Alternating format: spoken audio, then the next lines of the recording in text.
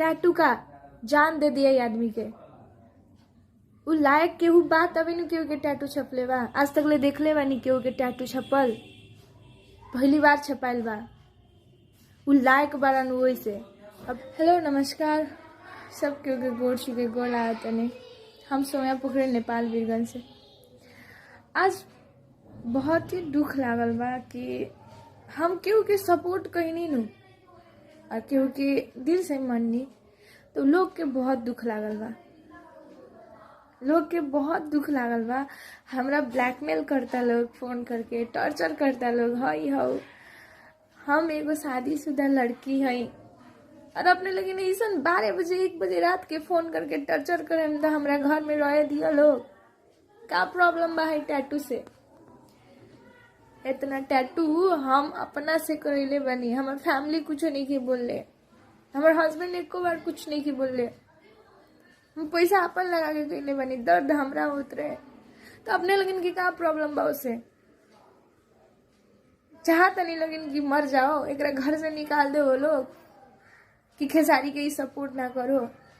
जितना करे के बा नो कर ली, लेकिन हम सपोर्ट तो करते रहे।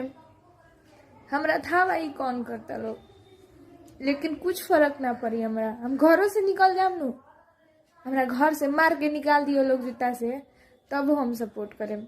अब बोली का कहे के चाहता नहीं लगिन कि मुआ दे माँ के केनो रास्ता पेड़ा में, केनो घर में आके ब्लैकमेल करके किडनैप करके मार देम तो बहुत अच्छा हो। हम ये कहें कि हम केहू के सपोर्ट करें नहीं तो केहू जलन से ओकरा जरूरत रहे ताके मुआ दे लोग। लेकिन हम अपने लेन के इतने कहें कि टैटू हम करेले बनी, हमारे फैमिली के कोनो प्रॉब्लम ही नहीं किया। अपने लेकिन की का प्रॉब्लम बा है? आप इतना ब्लैकमेल इतना है थी कि हमरा से बात ना करबे तो तोर नंबर छीट देम, हई कर देम, हव कर देम।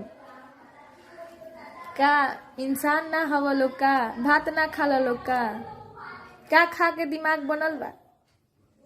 इंसानियत में ऐसा झगड़ा लड़ाई दुश्मनी करबो लोग तो जियबो लोग कहाँ? चंद्रमा के पास? धरती पर 12 लोग भात खाता रह लोग तो दिमाग तो होके के चाहिए नो।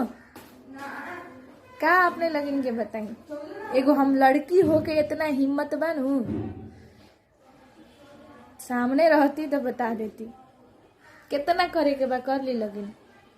खेसारी के हम सपोर्ट करें, खेसारी के हम माने नहीं। और खेसारी जी है इनू मिटके वाला टैटू ना है। हम जब तक जिंदा रहे है पर दिखा के हम सबके बताएं कि हम खेसारी जी के टैटू बनैले बनी। काठी करे के बाद कर ली लगिन ई कहेम का। बहुत बहुत शुक्रिया कि हमरा देखिए, मतलब चूतिया लोगों का काम देखिए। एक लड़की को ये लोग ब्लैकमेल करने की कोशिश कर रहा है कि तुम मेरे से बात करो वरना तुम्हारा नंबर जो है हम वायरल कर देंगे जी।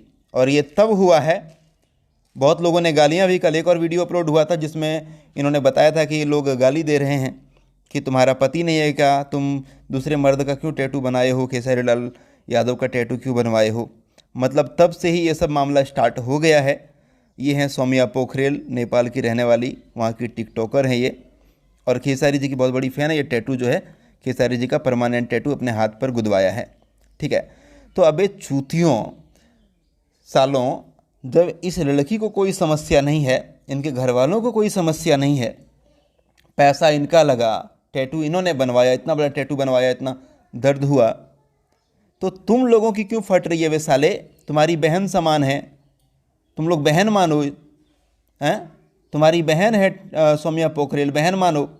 अपनी बहन को ब्लैकमेल करते हो तुम लोग, बेशरम इंसान।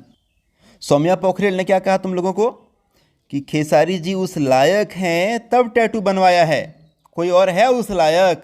आज से पहले किसी ने बनाया था, किसी लड़की ने, किसी स्टार का टैटू, भोजपुरी स्टार का? नहीं ना। तो खेसारी जी उस लायक हैं, खेसारी जी को ये भगवान मानती है, खेसारी जी की बहुत बड़ी फ़ैन है। ये भी बोल दी कि कुछ भी हो जाए, ये मैंने आजीवन, जब तक मर नहीं जाएंगे ना तब तक हमारे बॉडी पर रहेगा खेसारी जी का टैटू, और रखेंगे। तुम लोग कुछ भी कर लो, कुछ भी तुम उखाड़ नहीं सकते, कुछ भी तुम बिगाड़ नहीं सकते। तो औकात में रहो, किसी लड़की को ब्लैकमेल मत करो, ठीक है। नंबर बांट देंगे। तुम चूतियों को साला नंबर मिला कहाँ से बे? तुम लोगों को नंबर कहाँ से मिल गया? भाई लोग थोड़ा इन लोगों को आप लोग भी कमेंट बॉक्स में समझाइए। मैं यही कहना चाहूँगा, बस, ज़्यादा नहीं कहना मुझे। और थोड़ा शर्म करो, तुम्हारे घर में भी माँ बहन होगी, और सौम्या पोखरेल भी तुम लोगों की बहन समान ही है, तो अपनी बहन को ब्लैकमेल मत करो तुम लोग, ठीक है ना। Thank you. मैं महेश पांडे, आप लोग देख रहे थे बॉलीवुड एंटरटेनमेंट।